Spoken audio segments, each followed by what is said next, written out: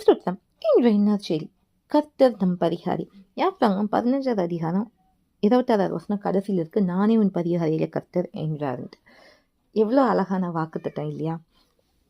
நீங்க நல்லா பார்த்தீங்கன்னா, நம் தேவனால் சுகப்படுத்த முடியாத வியாதிங்கிறது ஒன்று இந்த உலகத்துல இல்லவே இல்லை.